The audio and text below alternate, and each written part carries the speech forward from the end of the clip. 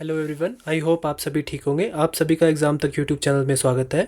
तो आज बजट के कुछ इंपॉर्टेंट टर्म्स के बारे में बात करेंगे। इस वीडियो के दो पार्ट रहेंगे। सबसे पहले जो वीडियो का पार्ट रहेगा वो रहेगा इनकम के बारे में, जो इनकम है गवर्नमेंट की। और दूसरी जो वीडियो आएगी वो आएगी एक्सपेंडिचर, गवर्नमेंट के खर्चे के बारे में। तो शुरू करने से पहले बजट के एक फैक्ट की बात करूंगा, और वो ये है कि बजट हमारे कॉन्स्टिट्यूशन में कहीं भी नहीं लिखा है। इसके जगह जो शब्द हम यूज़ करते हैं कॉन्स्टिट्यूशन में वो है एनुअल फाइनेंशियल स्टेटमेंट, जो कि आर्टिकल 112 में आता है। और अब बजट को बढ़ाने से पहले मैं एक एग्जांपल से शुरू करना चाहता हूँ। जैसे कि मान लो कि मेरी सैलरी है वो है 20,000। उसमें से 5,000 मेरा रूम का खर्चा है, रूम रेंट है। 5,000 मेरा मंथली खाने पीने का खर्चा हो गया।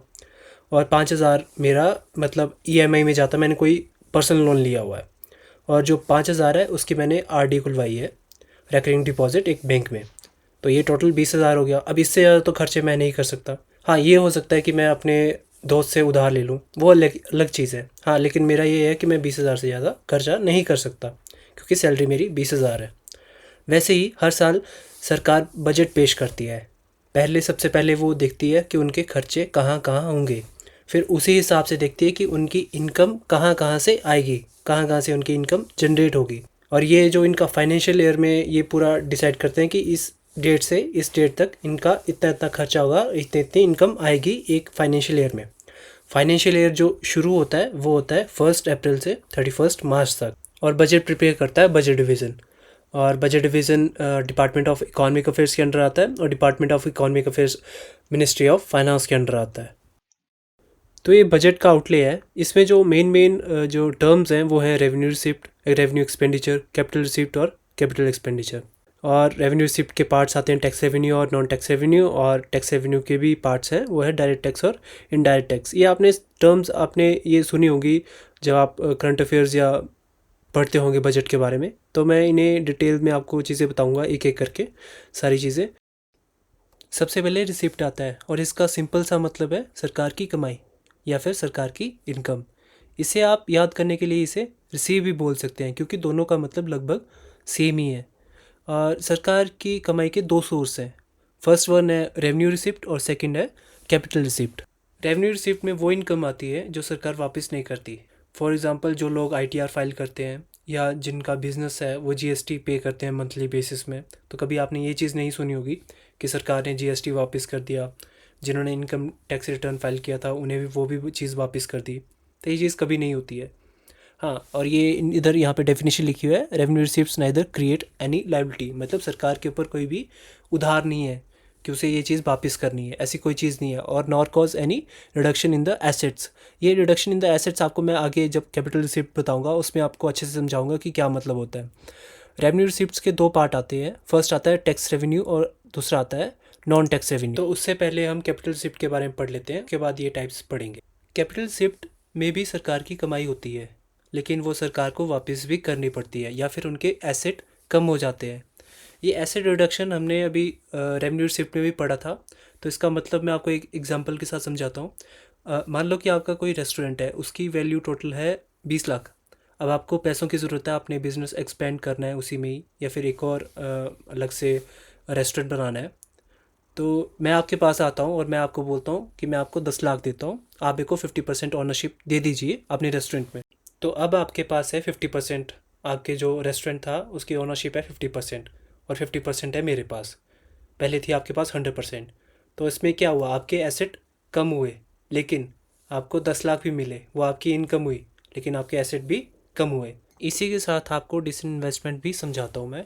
जैसे कि 2 साल पहले एलआईसी का आईपीओ आया था। अभी क्या है कि गवर्नमेंट के पास 96.5% है शेयर होल्डिंग एलआईसी में। तब थी 100%, 3.5 अब है पब्लिक के पास। तो उससे क्या हुआ, 3.5 का तो पैसा आ गया गवर्नमेंट के पास, लेकिन उसके एसेट भी कम हुए। पहले 100% था, अब 96.5 हो गए। 3.5% उन्होंने बेच दिया अपना, तो ये एसेट रिडक्शन हो गया। तो सेम इसमें कैपिटल सीट में ये होता है कि सरकार के पास पैसे तो आते हैं, लेकिन वो वापस की भी करने होते हैं, या फिर पैसे इस तरीके से आते हैं कि उनके एसेट कम हो जाते हैं। तो इसे कहते हैं हम कैपिटल रिसिप्ट। एक बार दोनों को देख लेते हैं कि हमने अभी तक क्या पढ़ा। रेवेन्यू रिसिप्ट्स में वो रिसिप्ट्स आते हैं जो सरकार को वापस नहीं करने पड़ते, या फिर उसमें कोई भी उनके एसेट में रिडक्शन नहीं होता। और दूसरी तरफ है कैपिटल रिसिप्ट, जिसमें वैसी इनकम आती है जो हमें वापस करनी पड़ती है या फिर हमारे एसेट कम हो जाते हैं। इसके क्या क्या सोर्स होते हैं रेवेन्यू रिसिप्ट्स के, जैसे कि टैक्स जो हम पे करते हैं, जीएसटी हो गया, ग्रांट्स हो गया, प्रॉफिट ऑफ पब्लिक एंटरप्राइजेस हो गया, ये चीज़ें आती हैं रेवेन्यू रिसिप्ट्स में। और कैपिटल रिसिप्ट्स में आती हैं बोरोइंग्स आ गया, हम बाहर से जो लोन लेते हैं एडीबी से, वर्ल्ड बैंक से, या फिर हमारे जो एसेट जो बिक जाते हैं, डिसइन्वेस्टमेंट जिसे हम बोलते हैं। रेवेन्यू रिसिप्ट में वो पैसा जो सरकार को वापस नहीं करना होता, वो भी दो तरह से आता है। एक आता है टैक्स रेवेन्यू से और दूसरा आता है नॉन टैक्स रेवेन्यू से। टैक्स रेवेन्यू में वो चीज़ें होती हैं जो डायरेक्ट पे करता है एक इंडिविजुअल या फिर बिजनेस फर्म्स, जैसे कि इनकम टैक्स हो गया, सेल्स टैक्स हो गया, custom duty, excise duty, GST, ये सब चीज़ें आती हैं टैक्स रेवेन्यू में। और इसके भी दो पार्ट्स होते हैं, डायरेक्ट टैक्स और इनडायरेक्ट टैक्स। तो आगे डिफरेंस है डायरेक्ट टैक्स और इनडायरेक्ट टैक्स का। डायरेक्ट टैक्स में मेन एग्जांपल आता है इनकम टैक्स का, और इनकम टैक्स इंडिविजुअल या फिर फर्म पे करती है। तो इसमें जितनी ज़्यादा इनकम होगी तो उतना ही ज़्यादा टैक्स लगेगा। इसमें आपने देखा होगा कि अलग से टैक्स स्लैब बनाए जाते हैं इसमें, कि अगर आपकी इस रेंज से उस रेंज तक अगर आपकी सैलरी एग्जिस्ट कर रही है तो आपको इतना टैक्स पे करना पड़ेगा। और इनडायरेक्ट टैक्स को भी एग्जांपल के साथ समझाता हूँ। मान लो कि आप एक पेन लेने गए शॉप में, जिसकी कॉस्ट है 20 रुपीज़, और उसमें 2 रुपये इंक्लूडेड है जीएसटी के। तो उसमें जो जीएसटी है जो सरकार को पे करेगा वो करेगा दुकानदार, ना कि आप। लेकिन इनडायरेक्टली आपके जेब से ही पैसे जा रहे हैं लेकिन वो किसके थ्रू जा रहे हैं? एक शॉपकीपर के थ्रू जा रहे हैं। तो इसमें अगला डिफरेंस ये है कि जो चीज़ मुझे 20 रुपये की मिल रही है वो आपको भी 20 रुपये में मिलेगी। बेशक आपकी सैलरी और मेरी सैलरी में फ़र्क हो काफ़ी। मान लो मेरी सैलरी एनुअली 6 लाख है, आपकी 60 लाख है, तो जो चीज़ मुझे अगर पेन वो मेरे को 20 रुपये का मिल रहा है तो आपको भी 20 रुपये का मिलेगा। ऐसा नहीं है कि आपको वो 100 रुपये में देंगे। डायरेक्ट टैक्स में ऐसा था कि जितनी ज़्यादा सैलरी होगी उतना ज़्यादा टैक्स देना पड़ेगा। इनडायरेक्ट टैक्स में नहीं है ऐसा कि जितने की चीज़ मुझे मिलेगी उतनी की चीज़ आपको मिलेगी। डायरेक्ट टैक्स में एग्जांपल आते हैं इनकम टैक्स, वेल्थ टैक्स और प्रॉपर्टी टैक्स। इनडायरेक्ट टैक्स में आते हैं जीएसटी, एक्साइज ड्यूटी और सर्विस टैक्स। अभी हमने डायरेक्ट टैक्स और इनडायरेक्ट टैक्स का डिफरेंस देखा, तो अब उसके बाद आता है नॉन टैक्स रेवेन्यू। तो नॉन टैक्स रेवेन्यू उसे बोलते हैं जिसमें सरकार आपको सर्विस देती है और उसके बदले आप सरकार को पे करते हैं। जैसे कि इलेक्ट्रिसिटी बिल हो गया, आपका पानी का बिल हो गया, चालान जो आपके ट्रैफिक पुलिस काटती है, टोल टैक्स हो गया, पासपोर्ट फ़ीस होगी, हॉस्पिटल में जो आपकी फ़ीस कटती है, लाइसेंस में जो आपकी फ़ीस कटती है। तो ऐसे इन चीज़ों को हम बोलते हैं नॉन टैक्स रेवेन्यू। हाँ, और डिविडेंड्स भी आते हैं इसमें, जो कि जिसमें सरकार की शेयर होल्डिंग होती है, वो एनुअली इन्हें सरकार को पे करती है एज अ डिविडेंड।